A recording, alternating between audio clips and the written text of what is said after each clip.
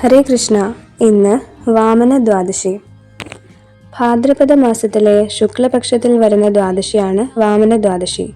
ഇത് വാമനമൂർത്തിയുടെ അവതാര ദിവസമാണ്. പാതാള ലോകം ഭരിക്കേണ്ട അസുര രാജാവായ മഹാബലി ഭഗവാൻ തന്നെ ഇന്ദ്രദേവന് നൽകിയ സ്വർഗലോകം ഇന്ദ്രനുമായുള്ള വഴക്കിനെ തുടർന്ന് യുദ്ധത്തിലൂടെ തട്ടിയെടുത്തു. മഹാബലിയിൽ നിന്നും രാജ്യം തിരികെ ലഭിക്കുന്നതിനായി ദേവന്മാരുടെ മാതാവായ അദിതി ദേവി പയോവ്രതം അനുഷ്ഠിക്കുകയും ഭഗവാൻ അവരുടെ പുത്രനായ വാമനനായി അവതരിക്കുകയും ചെയ്തു. മഹാബലി കേരളത്തിന്റെ മാത്രം രാജാവല്ല, മറിച്ച് ത്രിലോകങ്ങളും അടക്കി ഭരിച്ചിരുന്ന അസുര ചക്രവർത്തിയും അതിശക്തനായ ക്ഷത്രിയനുമായിരുന്നു. എന്നാൽ ത്രിലോകങ്ങളും ഭരിക്കേണ്ട ആളല്ലായിരുന്നു. അധാർമികമായി തട്ടിയെടുത്ത ത്രിലോകങ്ങളും ആധികാരികമായി ബലിയുടെ കയ്യിൽ വന്നു ചേരുന്നതിനായി അദ്ദേഹം നർമ്മദാ തീരത്ത് വെച്ച് 99 യജ്ഞം പൂർത്തീകരിച്ചു. 100ാമത്തെ യജ്ഞം കൂടി പൂർത്തീകരിക്കാനിരിക്കെയാണ് ഭഗവാൻ ചെറിയ അതിതേജസ്വിയായ ബ്രാഹ്മണക്കുട്ടിയുടെ രൂപത്തിൽ യജ്ഞവേദിയിലെത്തിയത്. മഹാബലി പ്രഹ്ലാദന്റെ പൗത്രനും ഭഗവാന്റെ നല്ല ഭക്തനുമായിരുന്നു. അതുപോലെ ബ്രാഹ്മണരെ എല്ലാം ബഹുമാനിക്കുകയും ദാനധർമ്മങ്ങൾ ചെയ്യുകയും ചെയ്യുന്ന വ്യക്തിയായിരുന്നു. ഒരു ബ്രാഹ്മണപുത്രനാണെന്ന് കരുതി ഇഷ്ടമുള്ളതെന്തും ദാനം ചോദിക്കുവാൻ മഹാബലി ആവശ്യപ്പെട്ടപ്പോൾ 3 അടി മണ്ണ് നൽകാൻ ഭഗവാൻ പറഞ്ഞു. ത്രിലോകങ്ങളുടെയും ചക്രവർത്തിയായ തന്നോട് വെറും 3 അടി മണ്ണ് മാത്രമാണോ ചോദിക്കുന്നത്? ഇത് വിഡ്ഢിത്തരമാണ് എന്ന മഹാബലിയുടെ വാക്കുകൾക്ക് ഭഗവാൻ മറുപടി പറഞ്ഞു. 3 അടി മണ്ണ് കൊണ്ട് തൃപ്തിപ്പെടാത്തവൻ ത്രിലോകങ്ങൾ ലഭിച്ചാലും തൃപ്തിപ്പെടുകയില്ല. 3 അടി നൽകാമെന്ന് മഹാബലി വാക്ക് നൽകിയപ്പോൾ വന്നിരിക്കുന്നത് വിഷ്ണുവാണെന്ന കാര്യം മനസ്സിലാക്കി ശുക്രാചാര്യർ പറഞ്ഞു, ഇത് വിഷ്ണുവാണ്, എല്ലാം നിന്നിൽ നിന്നും തട്ടിയെടുക്കും. മഹാബലിക്ക് രാജ്യം നഷ്ടമായാൽ അതിലൂടെ ശുക്രാചാര്യരുടെ സമ്പത്തും പദവിയും പ്രശസ്തിയും നഷ്ടമാകുമെന്ന സ്വാർത്ഥ താല്പര്യത്തോടെയാണ് ശുക്രാചാര്യർ പല ന്യായവാദങ്ങളും നിർത്തിക്കൊണ്ട് ദാനം തടയാൻ ശ്രമിച്ചത്. എന്നാൽ ഭക്തനായ മഹാബലി പറഞ്ഞു, ആർക്കു വേണ്ടിയാണോ ഈ യജ്ഞങ്ങൾ ചെയ്യുന്നത്, അതേ പരമപുരുഷനായ ഭഗവാനാണ് ഇവിടെ വന്നിരിക്കുന്നതെങ്കിൽ അദ്ദേഹത്തിനായി സർവ്വതും സമർപ്പിക്കുന്നതിൽ എനിക്ക് സന്തോഷമേ ഉള്ളൂ. ദാനം കിട്ടിയ മണ്ണ് അളന്നെടുക്കുന്ന നേരം ഭഗവാൻ വളർന്ന് 3 ലോകങ്ങളും നിറഞ്ഞു നിന്നു. ഒരടിയിൽ ഭൂമണ്ഡലവും അടുത്ത അടി അടക്കാനായി കാലുയർത്തി ബ്രഹ്മാണ്ടത്തിന്റെ ആവരണത്തിൽ സ്പർശിച്ചപ്പോൾ ഒരു സുഷിരം രൂപപ്പെടുകയും അതിലൂടെ കാരണജലം ഭഗവാന്റെ തൃപ്പാദം കഴുകിക്കൊണ്ട് ഗംഗാനദിയായി ഒഴുകുകയും മഹാദേവൻ ആ പുണ്യജലത്തെ ശിരസിൽ സ്വീകരിക്കുകയും ചെയ്തു. 3ാമത്തെ അടി വെക്കുന്നതിനായി ഇടം ചോദിച്ചപ്പോൾ മഹാബലി തൻ്റെ ശിരസ് ഭഗവാന് മുമ്പിൽ സമർപ്പിച്ചുകൊണ്ട് പറഞ്ഞു, അങ്ങയ്ക്ക് കഴിയുമെങ്കിൽ അങ്ങയുടെ തൃപ്പാദം എൻ്റെ ശിരസിൽ വെച്ച് എന്നെ സ്വീകരിക്കൂ.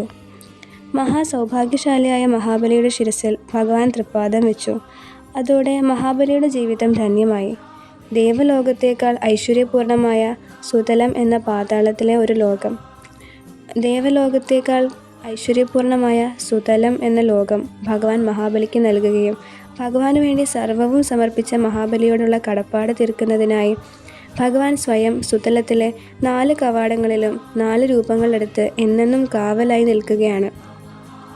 ഇന്നും ഭഗവാൻ അവിടെ നിൽക്കുന്നു. അതുകൂടാതെ അടുത്ത മന്വന്തരത്തിൽ ദേവേന്ദ്രന്റെ പദവി മഹാബലിക്ക് നൽകുമെന്ന അനുഗ്രഹവും ഭഗവാൻ നൽകി.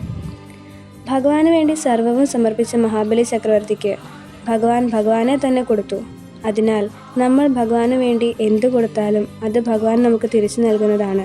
അതുകൊണ്ട് തന്നെ ഞാൻ എൻ്റേത് എന്ന ചിന്ത വെടിഞ്ഞ് എല്ലാം ഭഗവാന് വേണ്ടി സമർപ്പിക്കുമെന്ന സമർപ്പണത്തിൻ്റെ ദിവസമാണ് വാമന ദ്വാദശി. എല്ലാവർക്കും വാമന ദ്വാദശി ആശംസകൾ. ഹരേ കൃഷ്ണ. ഇന്ന് ശ്രീല ജീവ ഗോസ്വാമിയുടെ ആവിർഭാവ ദിവസം കൂടിയാണ്. 6 ഗോസ്വാമിമാരിൽ വെച്ച് ഏറ്റവും ഇളയ ഗോസ്വാമിയാണ് ശ്രീല ജീവ ഗോസ്വാമി. അദ്ദേഹം ശ്രീല രൂപ ഗോസ്വാമിയുടെയും സനാതന ഗോസ്വാമിയുടെയും സഹോദരനായ അനുപമന്റെ മകനാണ്. കുട്ടിക്കാലം മുതൽക്കേ തന്നെ ജീവഗോസ്വാമി കൃഷ്ണ ബലരാമനെ ആരാധിക്കുന്നതിൽ മുഴുകിയിരുന്നു. എല്ലാ ജീവജാലങ്ങളോടും അദ്ദേഹം കരുണ കാണിച്ചിരുന്നു. ശ്രീമദ് ഭാഗവതം അദ്ദേഹത്തിന് ഏറ്റവും പ്രിയപ്പെട്ട ഗ്രന്ഥമായിരുന്നു. സംസ്കൃതത്തിൽ അദ്ദേഹത്തിന് അതിയായ പാണ്ഡിത്യം ഉണ്ടായിരുന്നു. കൃഷ്ണനെക്കുറിച്ചല്ലാതെ മറ്റൊന്നിനെക്കുറിച്ചും അദ്ദേഹത്തോട് സംസാരിക്കാൻ ആരും ധൈര്യപ്പെട്ടിരുന്നില്ല. ജീവ എന്ന നാമത്തിന് മറ്റുള്ളവർക്ക് ജീവൻ കൊടുക്കുന്നു എന്ന രസകരമായ നിർവചനവും കൂടാതെ എല്ലാ ജീവാത്മാക്കൾക്കും അതീന്ദ്രിയ ശബ്ദം കൊടുക്കുന്ന ആൾ എന്ന അർത്ഥവും വരുന്ന ജീവകഃ എന്ന നിർവചനവും ഭക്തി വേദാന്ത ബുക്ക് ട്രസ്റ്റ് അദ്ദേഹത്തിന് നൽകിയിട്ടുണ്ട്. ശ്രീല ജീവ ഗോസ്വാമി 25ഓളം മഹത്തരമായ ഗ്രന്ഥങ്ങൾ രചിച്ചിട്ടുണ്ട്. കൂടാതെ ഭാഗവതത്തിലെ ദശമസ്കന്ധത്തിൽ കുറിപ്പ് കൂടി തയ്യാറാക്കിയിട്ടുണ്ട്. അതിലൊന്നാണ് ഗോപാൽ ശംഭു എന്നത്. തുടർന്ന് വൃന്ദാവനത്തിലെ സേവാകുഞ്ച് എന്ന സ്ഥലത്ത് രാധാ ദാമോദര ക്ഷേത്രത്തിലെ ആരാധന നടപ്പിലാക്കി. അദ്ദേഹത്തിന്റെ തിരോഭാവശേഷം രാധാ ദാമോദര ക്ഷേത്രത്തിനടുത്ത് അദ്ദേഹത്തിന്റെ സമാധി നിർമ്മിച്ചു. ഭഗവാന്റെ നിത്യവൃന്ദാവന ലീലയിൽ അദ്ദേഹം വിലാസമഞ്ജരിയാണ്. ആരാണോ അദ്ദേഹത്തിന്റെ ഗ്രന്ഥങ്ങൾ വിശ്വാസത്തോടുകൂടി വായിക്കുന്നത് അവർ ഭഗവാന്റെ യഥാർത്ഥ ഭക്തരായി തീരും.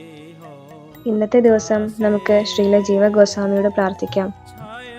ശ്രീ രാധാ ദാമോദരന്റെ സേവനം ചെയ്യാൻ സാധിക്കണമേ എന്ന്. ഹരേ കൃഷ്ണ.